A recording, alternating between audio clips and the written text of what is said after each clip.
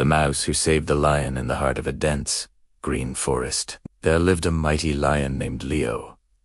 He was feared by all the animals for his strength and roar. But deep inside, Leo often felt lonely. Despite his power, he had no friends, and the other animals kept their distance, too intimidated to approach him. One sunny afternoon, Leo was dozing near a riverbank after a big meal. A tiny mouse named Mimi scurried by, collecting seeds and nuts. Fascinated by the lion, she accidentally ran across his paw. Startled, Leo woke with a roar that shook the trees. The frightened mouse froze in place. "Please, mighty Leo," squeaked Mimi. "I didn't mean to disturb you. I was only gathering food." Leo's roar softened slightly. He looked down at the tiny creature. "You're insignificant compared to me," he said with a hint of amusement. "Why should I spare you? Because even the smallest creatures can help. Someday," Mimi replied bravely. "Kindness is never wasted." Leo chuckled and, in a playful gesture, let the mouse go. "Run along, little one," he said. Mimi thanked him and disappeared into the grass. Days passed, and Leo returned to his usual routine of ruling the forest. But one morning, a group of poachers entered the forest, setting traps for big animals. As Leo roamed near the cliffs, he stepped into a large, camouflaged net. He roared and struggled, but the stronger he fought, the more tangled he became.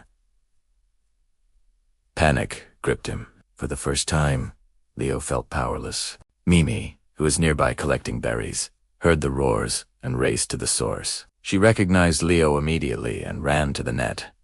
"Don't worry, Leo. I will help," she squeaked, with sharp teeth and tiny, precise movements. Mimi gnawed at the thick ropes of the trap. She worked tirelessly, ignoring the danger of the poachers nearby. Hours passed, and finally, the ropes began to loosen. With one last bite, the net broke, and Leo stepped free. Breathing heavily, Leo looked at the tiny mouse with awe. You saved me?" he asked, his voice full of disbelief. Mimi smiled. "I promised that kindness is never wasted. Even the smallest creature can make a difference." Leo's heart swelled with gratitude. From that day on, he treated all the animals of the forest differently. He realized that strength alone did not make him great. Compassion, respect, and friendship did. The other animals noticed the change too. Leo's roar became a symbol of protection, not fear, and the forest flourished in harmony. Leo and Mimi became inseparable friends.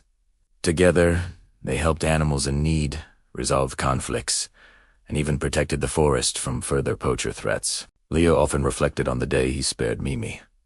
"If I hadn't shown kindness, I might never have been saved," he would say to the younger animals. "Never underestimate anyone, no matter how small they seem."